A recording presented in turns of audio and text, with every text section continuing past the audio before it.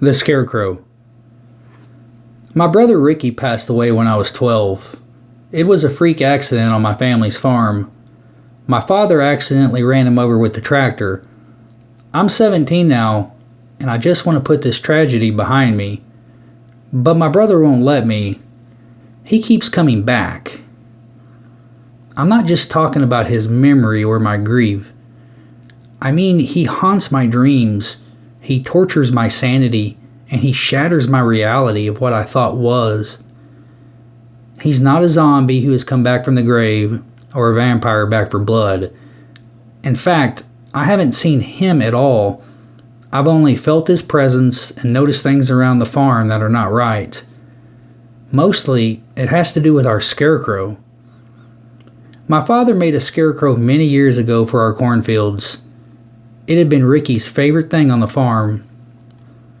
My mom thought his infatuation with this scarecrow was bizarre. My dad didn't seem to mind, and I was too young to notice. Every day before school, Ricky would go out into the field and straighten the scarecrow's hat. Before I go on, I need to mention that my brother was my protector. As a boy, I had been bullied since grade school, and Ricky, being older, bigger, and tougher than me, had always fought my battles. We have some bad bullies in town. Kids don't have much to do here in the country, and I've always been a target, it seems. Now that Ricky's gone, the kids leave me alone, but I don't think it's because they feel sorry for me. I feel as though my brother's spirit has taken hold of our scarecrow and is continuing to look after me beyond the grave. And to be honest, I'm scared to death. I want to be able to protect myself. I want to be left alone from my brother's torment, but he won't let me. The scarecrow disappears every night. I know this because I check. And every day, every year, for the past 5 years, the scarecrow will reappear before sunrise, looking slightly different than it did the previous night. When my dad first made it, it was very normal, and it even looked friendly. I always joked about how it could never scare off anything. Now, it frightens the daylights out of me. It's old and tattered, its eyes have changed, and its clothes have weathered multiple storms. It looks like it's been through hell and back. I've told my mom and dad what I think is happening, but they dismissed it as grieving and an overactive imagination. I think they just want to ignore the fact something is not right, because they're scared too. My parents are very old-fashioned, and the thought of evil doesn't cross their minds much unless it's in the Bible. And they don't believe in ghosts either.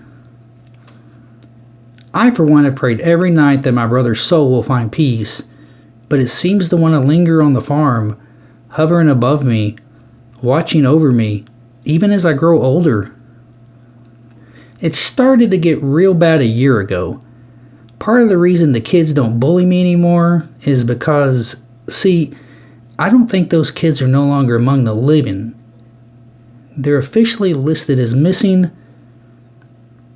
but I know they're dead. The police and FBI says there's a serial killer on the loose, but I know better than that. It's too big of a coincidence that every person that has died or missing has been a childhood enemy of mine. Nobody will listen to me, though. Nobody believes that my brother's spirit has come back to avenge all the pain and suffering these kids have put me through.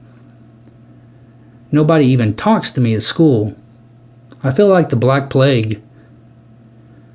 Well, last night around 2 a.m., I somehow gathered up enough courage to go outside into the fields. The rows of corn were tall, and I used my cell phone flashlight to guide me through the corn maze. About half a mile to the field was the post where the scarecrow should have been, but was not. My breathing was heavy, and my skin immediately went to goose flesh. I wanted to crumble to the ground and cry right there, because I was a teenager, still reeling from my brother's death that he wouldn't let me forget. But hell, I was too scared to cry. I know the scarecrow was out on the hunt, possibly within yards of me. That's when the wind picked up, blowing the rows of corn into my chest. Gooseflesh prickled my entire body now, and hairs on my neck stood erect. "Ricky!" I yelled out, trying to hide my fear. It had been the first time I had said his name aloud in years. "Enough! You don't have to do this. I'm okay now. Your spirit needs to rest. What you're doing is wrong." I waited, not for his voice, but for perhaps some movement. I looked up to the moon and wondered if I was just a crazy kid imagining everything. But everything that had transpired since his death, including the movement of the Scarecrow, was too coincidental to ignore. There was still no sound, no reply, just the wind. I suddenly felt more than just fear. I felt as though for the first time I may be the next victim and nobody was safe. I shuddered as the battery on my phone went to 10%. Now I had only moonlight to lead me back, and that wasn't much. I took a deep breath and willed myself to take a step back in the direction I had come. I was frozen. When I finally started walking, the dry, cracked ground crunched under my boots. I just wanted to be back home, in my room, in my bed, with the door locked. Then I heard a rustling sound that was definitely not the wind. I froze, all the fear coming right back. It had to be the Scarecrow. I realized just how brave I had been to come out here, especially after all the disappearances. The noise sounded off again, and if I wasn't so frightened stiff, I would have made a run for it right then. Instead, I spoke again. "Why are you evil? You were a good kid when you were alive. You even went to church." This angered the entity as thrashing and whipping sounds came from within a few feet of me. I staggered back and tripped over my own feet, landing right on my ass. Coming out of the corn and directly in front of me stood the Scarecrow. It walked with grace and ease, and I think that's what creeped me out the most. It walked just like my brother. I pleaded with my hands raised. No, don't hurt me. You can do whatever you want. Just let me live." The Scarecrow looked down on me as if condemning me. Seconds passed, but it seemed like minutes. It finally turned slowly and walked back into the field. I stood, tears streaming down my face. I wiped beads of sweat from my forehead.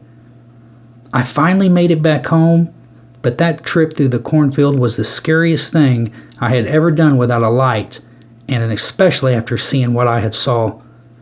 I had no explanation, and I couldn't tell a soul. That night, in my bed, sleep did not come until sunrise. I wondered if the Scarecrow had taken hold of my brother's spirit, or had my brother's spirit really become evil and was using the Scarecrow as a physical way of killing people. It's been a month since seeing the Scarecrow now. Since then, the neighbor's house down the road, it's vacant. Vacant of the family that used to live there, that is, because all the clothes are still there. They've just disappeared. All their belongings are still in the house, even their vehicles. The FBI has been there, the police, of course. The town sheriff is beside himself. The funny thing is, the Johnsons had once crossed my dad, failing to pay back a loan he had let them borrow. My brother knew of this and would not speak to the Johnson son after. My brother's spirit and that goddamn Scarecrow are to blame. All I can do is hope and pray that my brother's spirit doesn't come for me and my parents next. My father, after all, had accidentally killed Ricky. I have a shotgun that my father taught me how to shoot, mostly for hunting. It's loaded, and it sits under my bed. And by the way, I no longer have to go looking for the Scarecrow now, because it comes to me. It stares at me through the bedroom window deep into the night as I sleep. I wouldn't wish this vengeful evil on anybody.